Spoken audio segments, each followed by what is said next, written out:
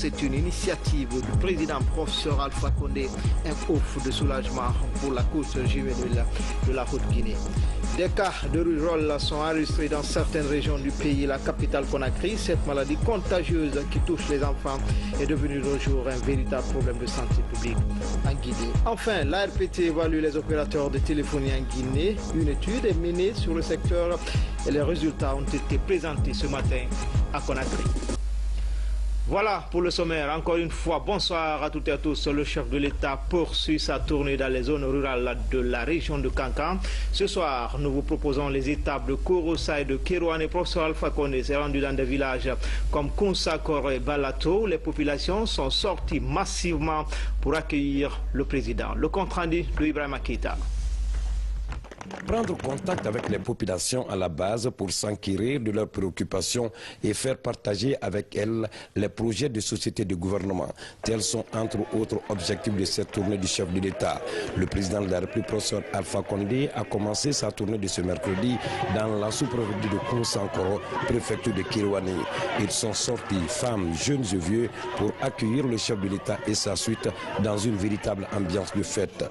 Des slogans d'encouragement pour professeur Alpha Condé qui a décidé de donner une autre image à la Guinée sur le plan africain et international. C'est donc une population agro-pastorale qui a tenu à dire merci au chef de l'État pour l'amélioration de leurs conditions de travail.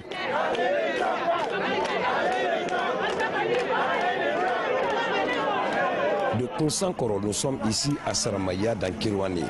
Là aussi, le président de la République, professeur Alpha Condé et sa suite ont été gratifiés d'un bain de foule.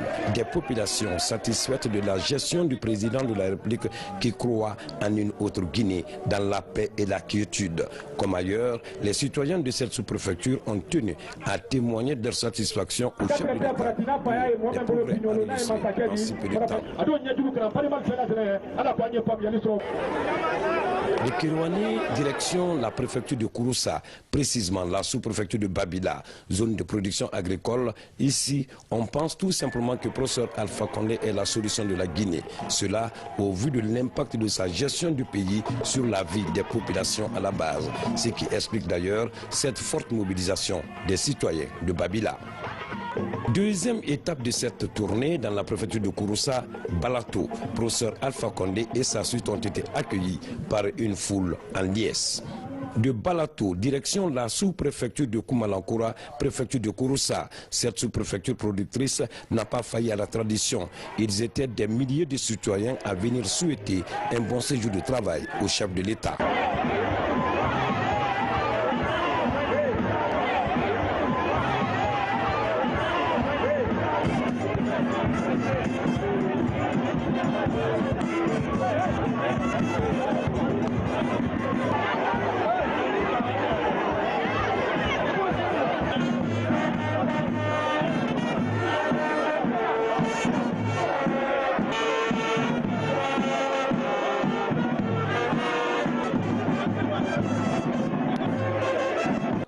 À Kounsakoro, Saramaya, Babila, Balato, Koumalakoura, professeur Alpha Condé était à l'écoute des populations pour échanger sur les difficultés qui les assaillent. Dans cette trajectoire, les citoyens n'ont pas manqué de solliciter l'appui du chef de l'État pour résoudre leurs préoccupations qui portent sur l'augmentation du nombre de forages, le désenclavement des localités, la construction des maisons de jeunes ainsi que des terrains de football. La construction de marchés modernes et l'accès des femmes au microcrédit étaient dans les requêtes des populations des zones traversées. Tout en promettant de résoudre ces problèmes, le président de la République, professeur Alpha Condé, a fait savoir que le développement du secteur agricole est l'une de ses préoccupations. C'est pourquoi il a promis d'appuyer les agriculteurs pour une autosuffisance alimentaire d'ici 2018.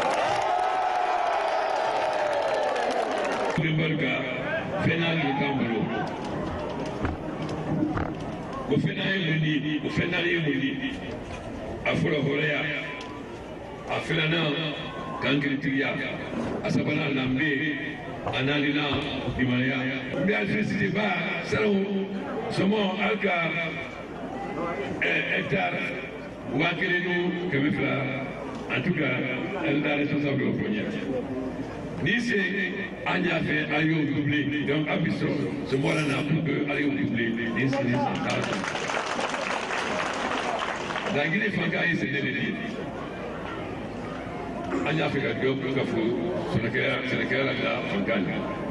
Embarrassing pour la crise d'engrais. La femme des séances engrais, c'est Mandela.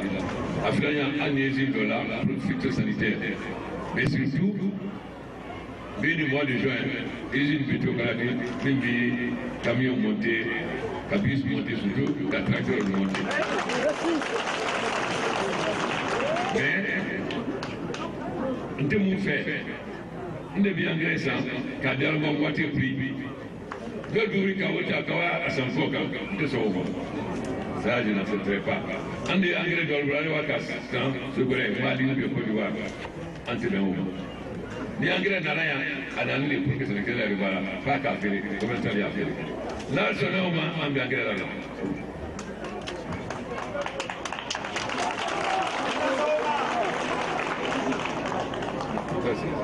Maintenant, il y a c'est la coupe. C'est là que je le fais. Déjà, si la Migola, Bella, Kirwani, Kankan, Abina vous donner, puisque on va le faire après. Elle a occupé, sous-préfet à la bombe, à la bloc administratif. Au temps à la première mundi, quand démarrer c'est les quand des autorités, sous-préfet à Cana, ou le Kumara Dolda, un peu régional de l'administration. La Guinée, un peu en Yafia, pour la série de l'Outrana, au Mana et pour la Franara, au Bébrabon. Dans la Sonna, un peu séparé, c'est parce que, un bien franca avec la Guinée changée. Allez là, la Guinée est changée d'aller. Moi, son nom, moi, son. La Guinée est comme Coca, actionnalement, la Guinée est en fait l'année qu'on veut pas bien. Altena, Alka c'est lui qui a été en bon ordre. Alvé à Héleso. Surtout vous autres, vous devez servir. À Kosankoro, Saramaya, Babila, Balato et Koumalakura, le président de la République, professeur Alpha Condé, a annoncé le lancement au mois de mai prochain à Conakry de l'usine de montage des camions et autres engins agricoles pour permettre au monde paysan d'accéder facilement au matériel agricole. Tenant compte de la spécificité des sols des collectivités visitées, le président de la République, professeur Alpha Condé, a promis d'augmenter cette année la production d'anarcade pour 300 000 tonnes en Haute-Guinée. Pour permettre aux populations d'avoir des logements décents, le président de la République a promis d'installer des machines pour la production de géobéton dans toutes les localités. C'est un président de la République visiblement satisfait des résultats des échanges qui a quitté Koumalakura, dernière étape de cette tournée de ce mercredi. Le président Alpha Condé poursuit donc son séjour dans la région de Kankan. Il a bouclé ce jeudi l'étape de Sigiri, mais avant, il a eu un impressionnant bain de foule à Balandogouba. Les populations sont massivement sorties pour accueillir le chef de l'État et le remercier pour l'ensemble des réalisations dans la préfecture. Reportage à Mandiana, Ibrahim Akita.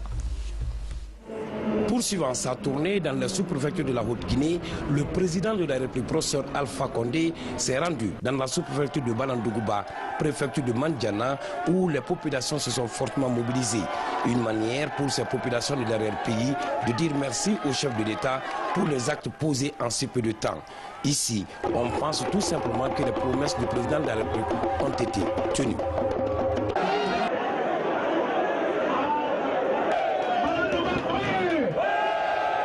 Après Balandogouba, nous sommes ici à Koundianankoro. Mobilisation monstre pour dire unissoné au chef de l'État, professeur Alpha Condé et sa suite ont eu droit à leur bain de foule habituel.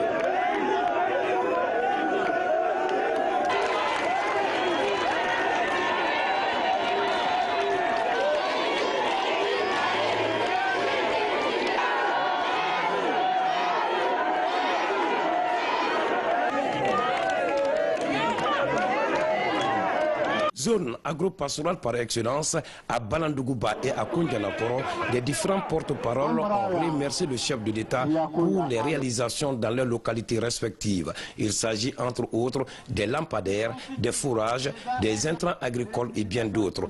Malgré ces efforts, les sous-préfectures de Balandougouba et de Koundjanakoro ont sollicité l'augmentation du nombre de fourrages, l'ouverture des routes d'accès, la construction des marchés, d'un terrain de football et d'une maison de jeunes par sous-préfecture. Des doléances qui sont tombées dans de bonnes oreilles. Toutefois, le président de la République, professeur Alpha Condé, a invité ses compatriotes de la Guinée profonde au travail, surtout dans le domaine agricole, car selon lui, seul le travail libère l'homme. Fenêtre, porte, à tes sanko kabeto. Anna, mi yiri la barra, on ne veut ok, pour qu'elle s'appelle là. Mi fallait ne la barra, ou de bien Sénégal demain. Pour qu'elle fanka soro. Donc, là, son nakabara, avec son fait. Mi ça devra. Mais, al fanon son de kabara, ce qui est mort. Bara li jamana wala nyafe. Là, son kabara, jamana ti wala nyafe. Oui, al coco. Et il a fait ailleurs pour le coup. D'accord, ok. La Guinée va y faire. Alcalo, n'a pas mis. La Guinée de la Gabonais. Yoruba Terana, Alcaco Baraba. Il y a que du Franara, et voilà, au canton. Le Barbara Bambi. Bi. La Guinée Fanka mi Angolo. Ambitieux la barra. A Folo et Sénat dit. Lolo, il y a que Flammo Candunier. Mais, Balotir. Donc, ni que ce n'est que Sini, ce n'est pas un cas vivant que tu as vu pétrole. Bani Jama, c'est la Balotir. Ni Balotir, il s'appelle Robert. Vous voulez que la Anna Fankadi, ce n'est que. Autant, ça nous, Bolsit, on va te mettre à bout de l'eau, et ils nous l'ont. Ce mercredi, professeur Alpha Condé et sa suite étaient dans d'autres localités de la Haute-Guinée. Objectif, échanger avec les populations à la base sur leurs préoccupations. Et puis à Kankan, professeur Alpha Condé a procédé à l'inauguration de la toute première maison de l'emploi et des compétences, un cadre idéal pour les jeunes de la localité. Le président Condé a réitéré son engagement à accompagner les initiatives des jeunes dans la région. Sanassi Keita nous signe ce reportage. De l'emploi et des compétences de Kankan, une infrastructure de formation des jeunes construite en BTS, briques en terre stabilisées. Le président de la République arrive à ce foyer de formation professionnelle pour son inauguration. Le ministre du Travail, de l'Emploi, de l'Enseignement technique et de la formation professionnelle se réjouit de cette présence du professeur Alpha Condé et précise. Nous avons donc fini les travaux de réhabilitation de l'ancien bâtiment qui est derrière vous et la construction du nouveau bâtiment avec des briques en terre stabilisées comme vous le recommandez, fait par le centre de formation professionnelle de Kankan. Et aujourd'hui, cette maison est prête à accueillir tous les jeunes de Kankan qui souhaitent être orientés et avoir des opportunités d'emploi grâce aux efforts que vous faites pour booster notre économie.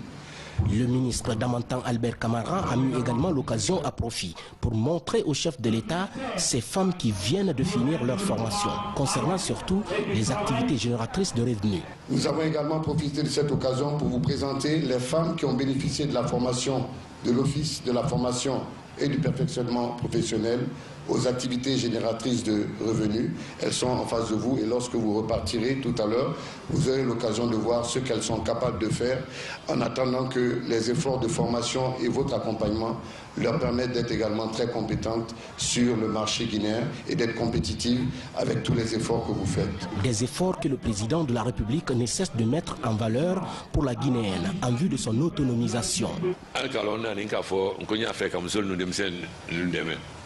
Maintenant, nous avons mis Alcalon du Luba Terankan.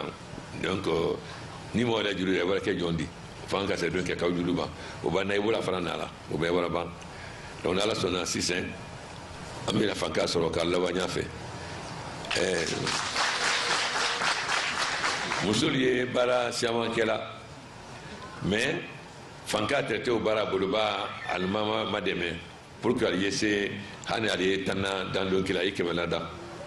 Donc, on a rencontré à la responsable de Jakagbe, Mme Bari, et Mme Keita, Lavoisier, etc. Ensuite, on nous achète Benama pour qu'il y ait emballage là-dedans. Puisque nous avons fait café de coca, Allah, ça fait fin ou bien beurre de qualité, anti ça fait de la coca, ni présentation maïs. Donc,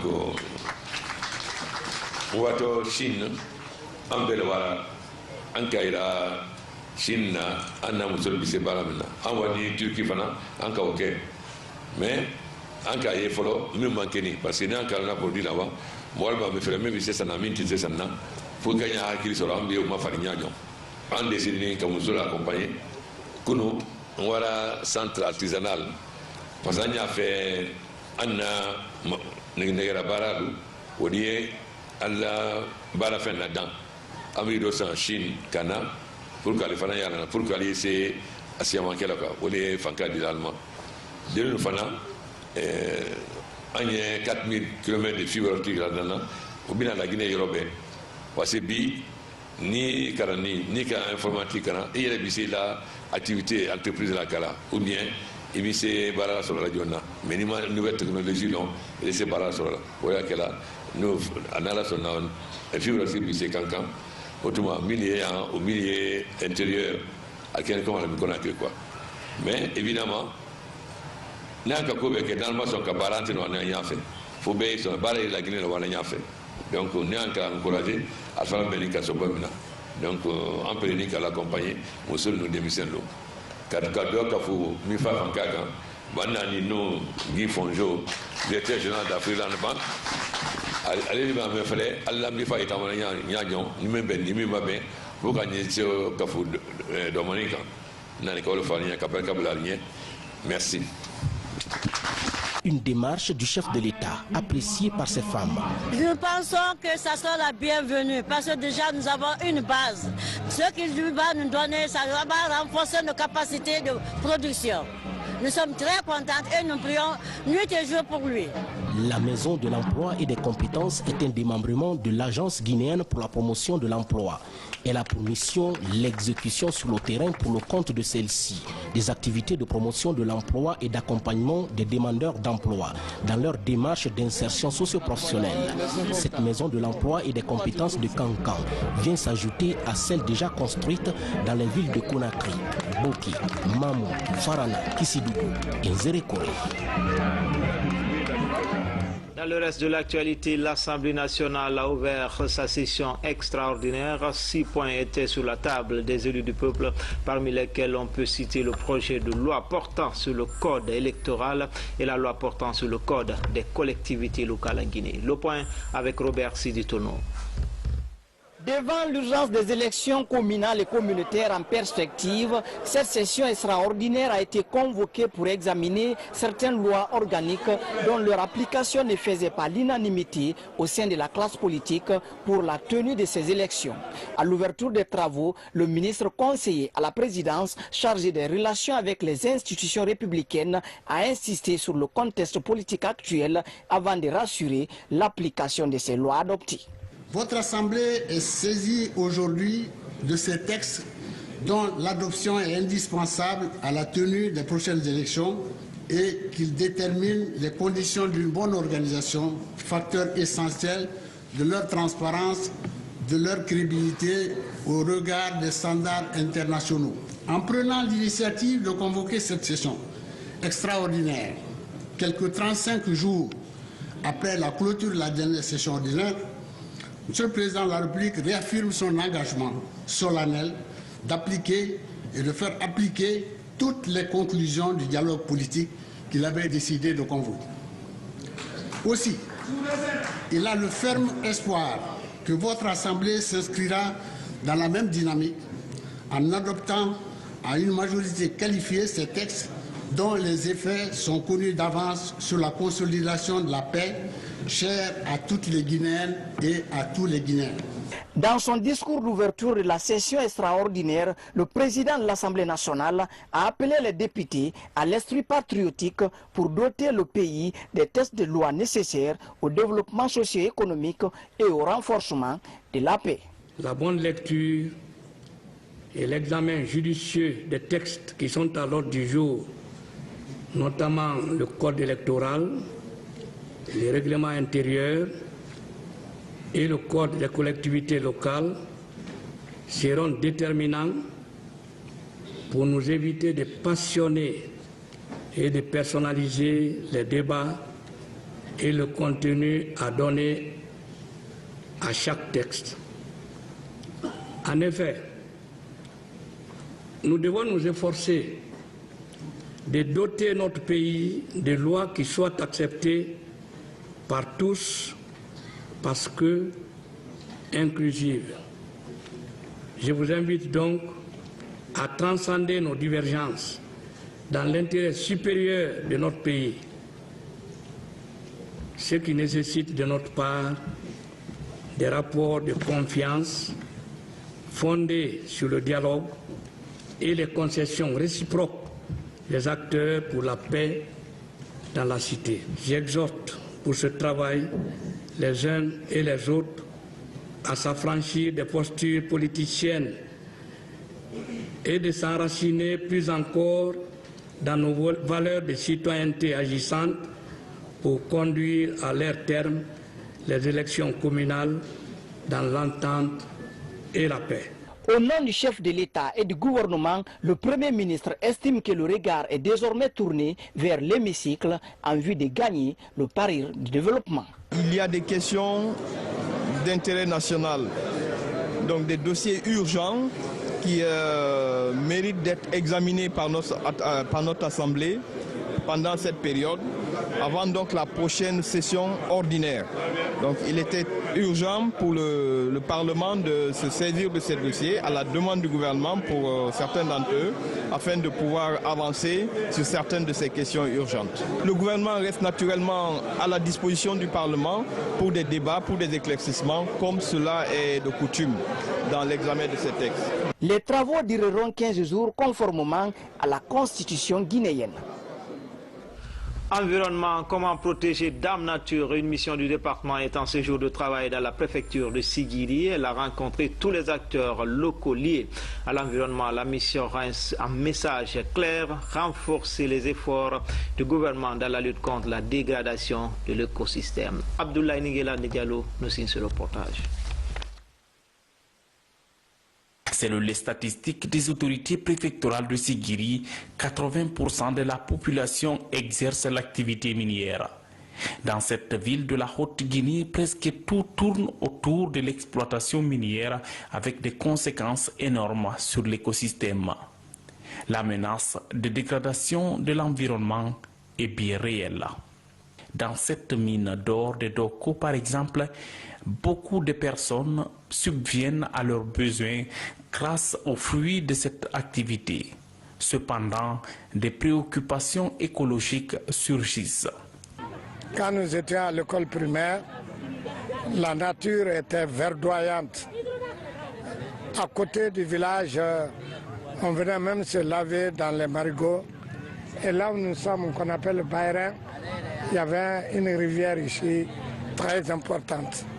Et aujourd'hui, nous constatons avec amertume que les cours d'eau sont en train de disparaître, le sol est creusé, les arbres sont détruits, le spectacle, franchement, est affligeant.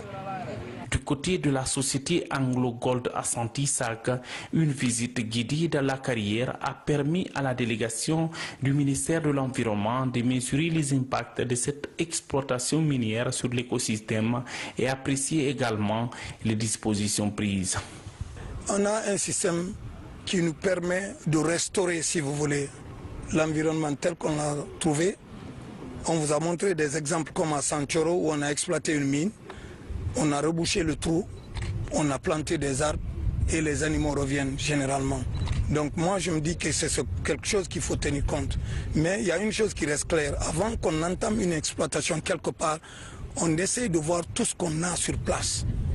Parce que la restauration veut parler et de la réhabilitation, mais aussi ramener, si vous voulez, la biodiversité là-bas. Depuis la rentrée de l'usine jusqu'à maintenant, tout ce que j'ai constaté, je sais quand même qu'ils tiennent compte de l'environnement. C'est vrai qu'il y a une dégradation qui est très poussée, là il faut le reconnaître, eux-mêmes, ils le reconnaissent aussi, ils savent qu'ils agissent beaucoup sur l'environnement. J'ai visité les sites qui ont été réhabilités par la société, notamment où ils ont fait le reboisement, et les mêmes sites ont été encore exploités par les orpailleurs. Donc, je me suis dit qu'il fallait voir avec les orpailleurs et la société pour voir si on peut créer une synergie entre les deux, la société et les orpailleurs, pour une bonne gestion de l'environnement. L'un des défis qui se fixe aujourd'hui les autorités guinéennes, c'est de réorganiser le secteur olivère, générateur de revenus et créateur d'emplois. Ce qui justifie l'organisation de la journée de l'orpaillage le 6 février dernier à Kankan. Dans l'actualité encore, la rougeole est un véritable problème de santé publique en Guinée, une maladie contagieuse qui touche principalement les enfants. Près de 248 cas suspects, dont 93 patients confirmés ont été enregistrés ces derniers temps selon le ministère de la Santé. Pour circonscrire la maladie, des stratégies sont annoncées par l'Agence nationale de la sécurité sanitaire. On fait le point tout de suite avec Adia Toubari. Cette épidémie serait en partie causée par le faible taux de vaccination des enfants lors des 3 dernières années dans le pays.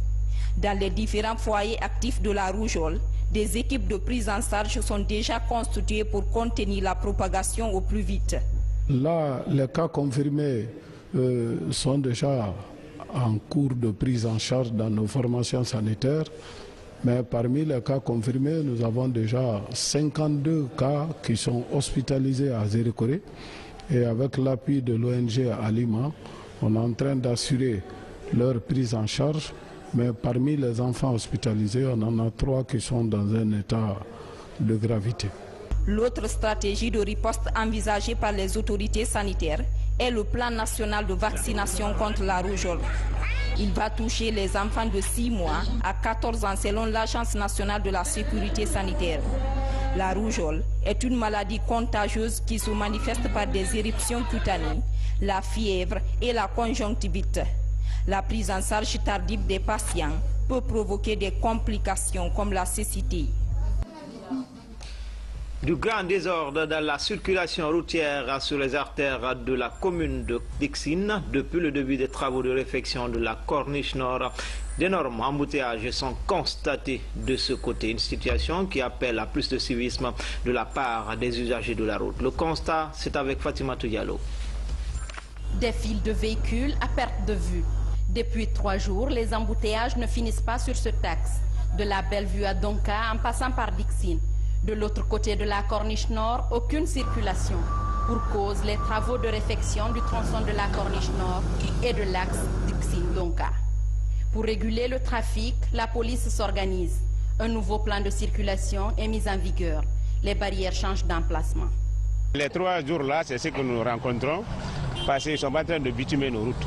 Donc on est là pour aider nos usagers. Si c'est saturé, on trouve encore autre chose, genre bascule les véhicules vers Farmaguinée et de l'autre côté ils vont aller sortir vers Fitrelec. Ça nous aide pour continuer immédiatement sans avoir beaucoup de problèmes.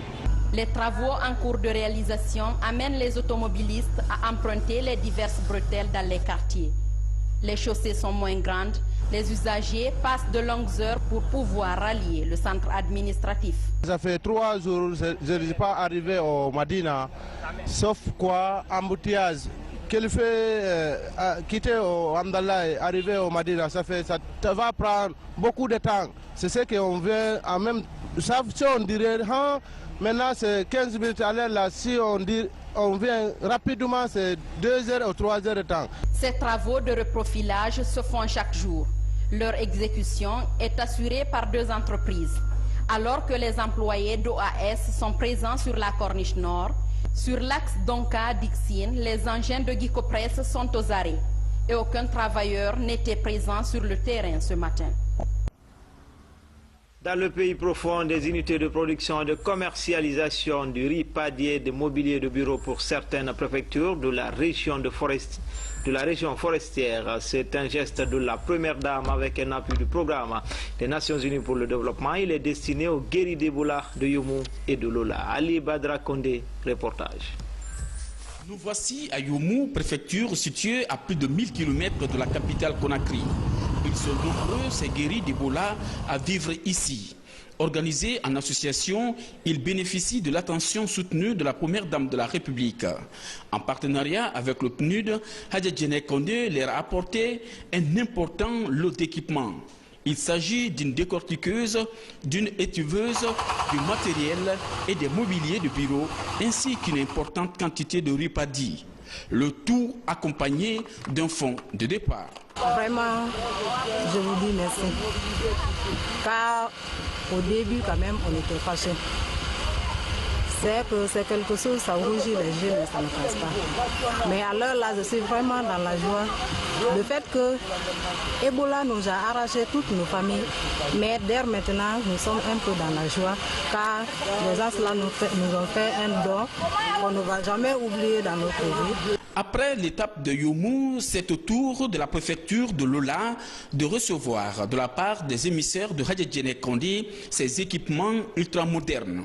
Une action qui soulage les bénéficiaires. Madame Kondé Djené Kaba et maman, oui, nous sommes aujourd'hui comblés de joie et nous ne voulons plus penser à ces moments douloureux que nous avons vécus. Mais, comme vous le savez, quand la joie est grande, on n'a pas souvent des mots pour l'exprimer. C'est ce que je vis en ce moment aussi. Ce geste de la Fondation Prosmi à travers sa présidente Hadja Djené Kondé consiste à matérialiser son implication dans l'amélioration des conditions de vie de la population dans le pays profond. La présidente fondatrice, Madame Kondé Djené, mère de la nation guinéenne, qui est toujours au service de son peuple, a jugé nécessaire d'apporter, en partenariat avec le PNUD, sa modeste contribution à l'amélioration des conditions de vie de cette couche vulnérable que sont les personnes guéries d'Ebola. Je remercie son Excellence Madame la Première Dame Hadja Djené Kondé pour cet appui combien important dans l'équilibre moral mais également physique des guéris d'Ebola. Ces unités de production et de commercialisation du riz permettent à ces guéris d'Ebola de devenir autonomes, mais aussi de réaliser d'autres projets socio-économiques. En plus bref et en image, la Cour constitutionnelle vient d'être dotée d'une bibliothèque. C'est un geste du Centre européen d'appui électoral qui vise à promouvoir la culture. La mise à disposition des livres réjouit les bénéficiaires. Nous y reviendrons dans nos prochaines éditions d'information avec Thierno Younoussaba.